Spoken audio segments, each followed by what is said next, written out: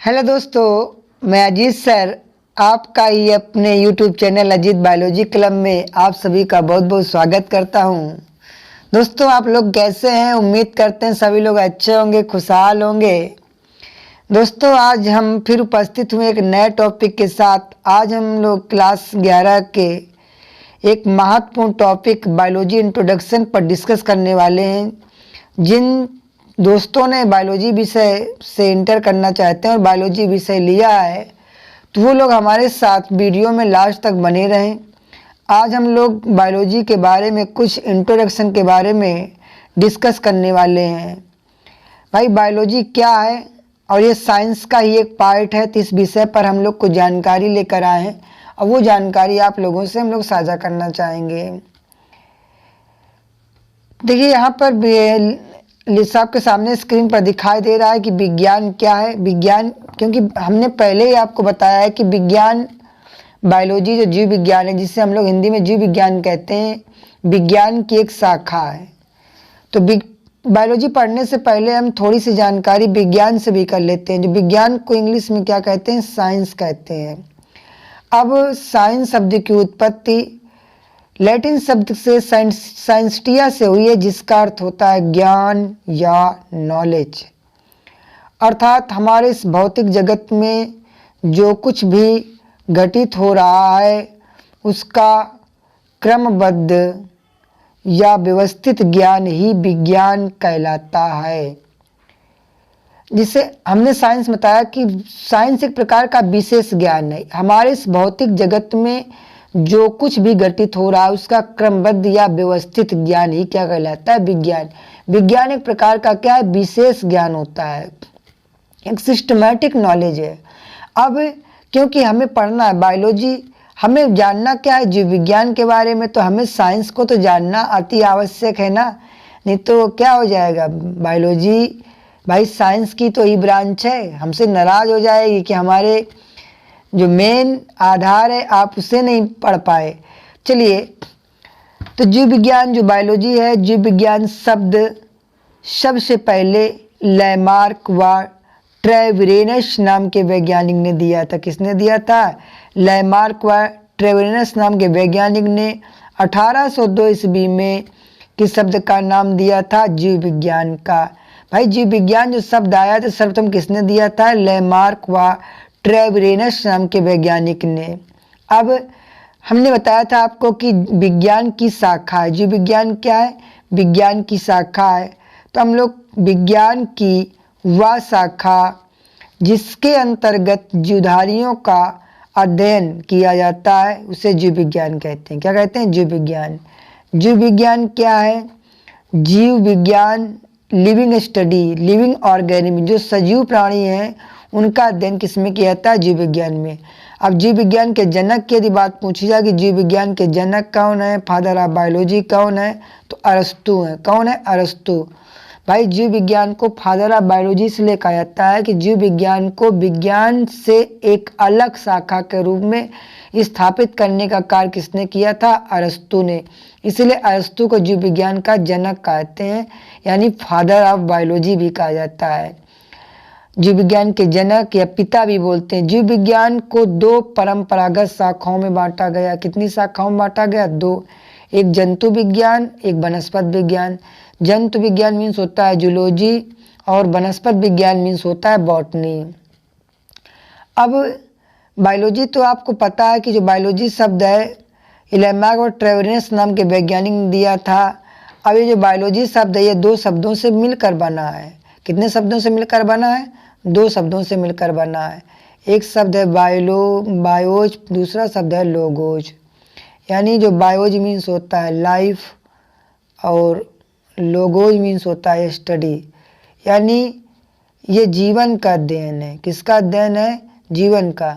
हम लोग बायोलॉजी में किसका अध्ययन करते हैं? जीवन का। जीवन का मतलब जो भी सजीव प्राणी हैं उन सब का अध्ययन किया जाता है, चाहे वो पेड़ पौधा हो या जंतु हो, इन सब का अध्ययन किस में किया जाता है? बायोलॉजी में। इसीलिए स्टडी कैसी है? लिविंग।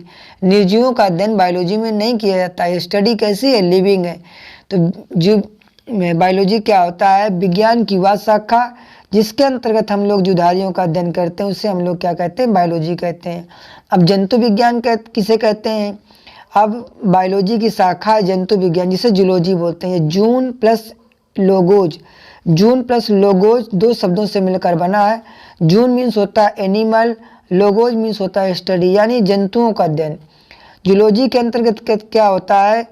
इसके अंतर्गत जंतुओं का अध्ययन किया जाता है। जंतु विज्ञान के जनक कौन है? फादर ऑफ बायोलॉजी भी अरस्तु हैं।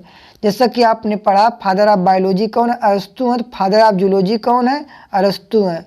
तो इसके भी जनक कौन है? जूलॉजी के भी जनक अरस्तु हैं। अब इसके बाद दूसरी ब्रांच है वनस्पत विज्ञान, बॉटनी। अब बॉटनी मीन्स होता है, बॉटन मीन्स होता है हर्ब्स या प्लांट्स, जो शाक या झाड़ी होती हैं, उसी शब्द से बना हुआ है। बॉटनी शब्द की उत्पत्ति ग्रीक भाषा के बॉस्किन से हुई है। किससे हुई है? बॉस्किन से, जिसका अर्थ होता है ग्रेजिंग या चरना। यानी वनस्पत विज्ञान जीव विज्ञान की वह शाखा है जिसके द्वारा हम पशुओं के चरने से संबंधित जीवधारियों का अध्ययन करते हैं, वनस्पत विज्ञान कहलाती है।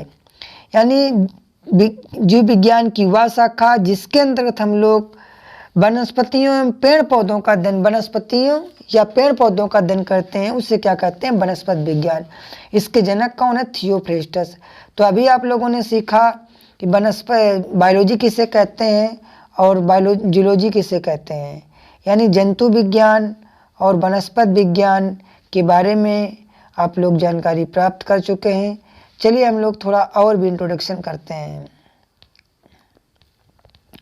अब भाई लिविंग स्टडी एक ऐसी स्टडी है, लिविंग सजीवों का अध्ययन किया जाता है। तो सजीवों की पहचान कैसे होती है? कुछ सजीवों के कुछ करेक्टर होते हैं, मुख्य करेक्टर, जैसे कि हम लोग श्वसन, रिस्पायरेशन के बारे में, जैसे कि पहले लक्षण श्वसन, रिस्पायरेशन। तो आपको मालूम है जीवधारियों में श्वसन हर समय होता रहता है। इस क्रिया में जीव वायुमंडल से ऑक्सीजन लेते हैं और कार्बन डाइऑक्साइड बाहर निकालते हैं। इस क्रिया में ऊर्जा मुक्त होती है। इस मुक्त ऊर्जा से ही जीवधारी समस्त जैविक क्रियाएं क्या करते हैं? संचालित करते हैं। श्वसन क्रिया एक कैटाबोलिक क्रिया है। कैटाबोलिक रिएक्शन क्या होता है? जैसे हमारे शरीर में हम लोग भोजन करते हैं, भोजन का पाचन होता है, तो भोजन के जटिल अणु होते हैं। भोजन का पाचन तब पचने के बाद भोजन जब हमारी कोशिकाओं में पहुंचता है, तो जब हम श्वसन क्रिया में ऑक्सीजन लेते हैं तो ऑक्सीजन क्या करता है? भोजन के जो जटिल पदार्थ होते हैं उनको क्या करता है? तोड़ने का कार्य करता है, यानी जटिल से सरल अणुओं में बदलता है। इसीलिए इसको क्या कहते हैं? श्वसन को हम लोग कैटाबोलिक बोलते हैं। श्वसन का से ये इतना ही नहीं है, श्वसन की परिभाषा यहाँ तक नहीं सीमित है कि केवल ऑक्सीजन का लेना और CO2 का बाहर निकालना ही श्वसन है। श्वसन का आशय ये होता है कि जो हमारे शरीर में भोजन होता है, भोजन का पाचन होता है, पाचन होने के बाद जो मुख्य पोषक पदार्थ होते हैं वो श्वसन क्रिया के द्वारा क्या होते हैं? जटिल से सरल अणुओं में टूटते हैं और उसमें क्या होता है? ऊर्जा हमें मिलती है, जो वो ऊर्जा हमारे शरीर की जैविक क्रियाओं में काम आती है। जैविक क्रिया श्वसन, पाचन, उत्सर्जन, ये सभी जैविक क्रियाएं होती हैं। अब सजीवों का दूसरा लक्षण है जनन। आप ये समझ चुके हैं कि सजीवों का जो लक्षण होता है, सभी सजीव क्या होते हैं? श्वसन क्रिया करते हैं, चाहे वो पेड़ पौधे हों या जंतु हों। अब जनन की बात करें, जो भी सजीव होगा, चाहे वो पेड़ पौधा हो या जंतु या मनुष्य हो, उनमें क्रिया पाई जाती है रिप्रोडक्शन की। रिप्रोडक्शन मीन्स होता है जनन। पौधे तथा प्राणियों में अपने जैसे संतान उत्पन्न करने की क्षमता होती है।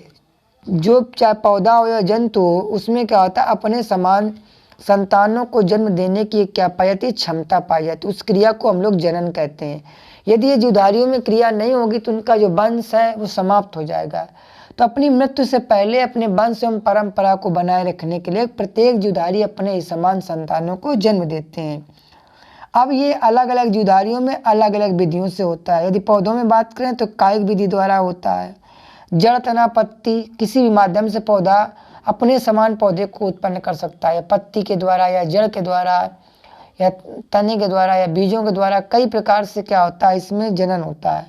जनन दो प्रकार से होता है मुख्य रूप से, एक अलैंगिक होता है, एक लैंगिक होता है। जो निम्न कोटि के प्राणी होते हैं उनमें लैंगिक प्रकार का होता है, कुछ पौधों में भी अलैंगिक प्रकार का होता है। अलैंगिक प्रकार के अंतर्गत ही कायिक प्रजनन है, जिसे वेजिटेटिव रिप्रोडक्शन कहते हैं। और सेक्सुअल रिप्रोडक्शन क्या होता है, विकसित जुदारियों में पाया जाता है। कुछ पौधों में भी लैंगिक जनन पाया जाता है जो एक लिंगी फ्लावर होते हैं। मनुष्य में भी जनन कैसा होता है, लैंगिक पाया जाता है, सेक्सुअल होता है।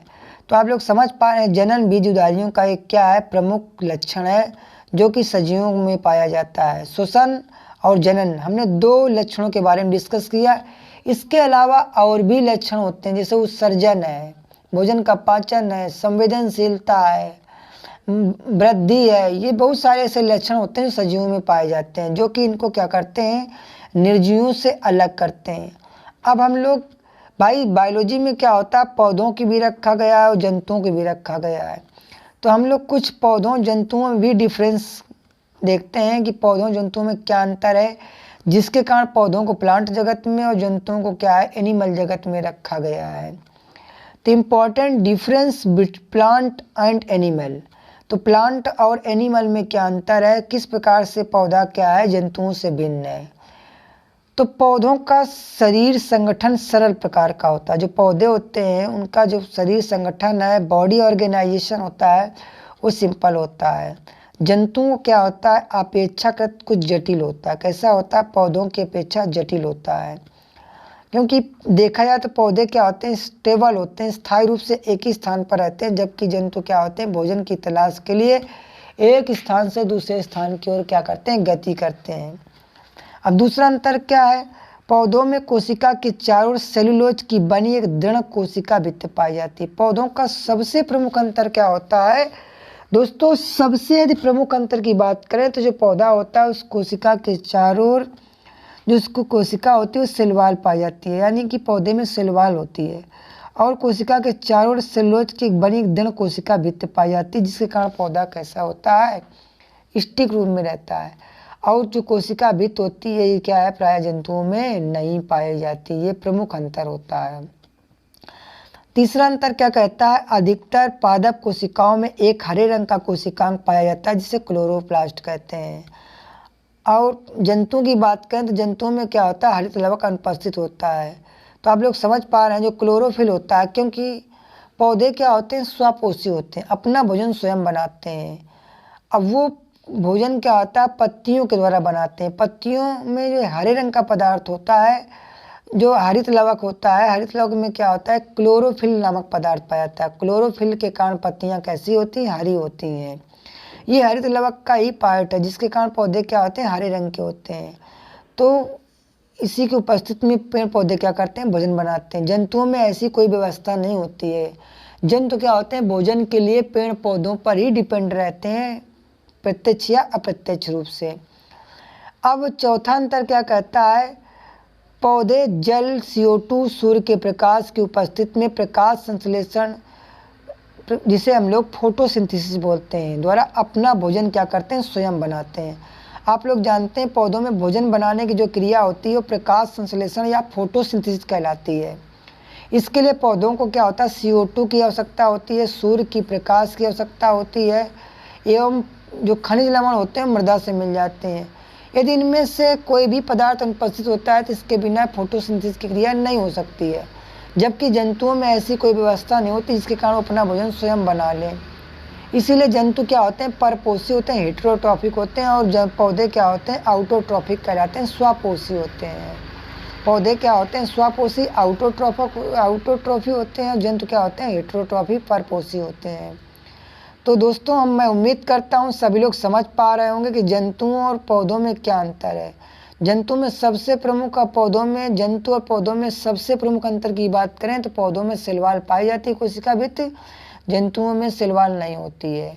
जंतु क्या जो पौधे होते हैं वो स्वपोषी आउटोट्रॉफिक होते हैं, और जंतु क्या होते हैं, परपोषी होते हैं, हेटेरोट्रॉफिक होते हैं।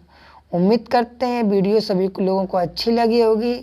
वीडियो में बने रहने के लिए सभी का धन्यवाद। Thank you so much watching this video.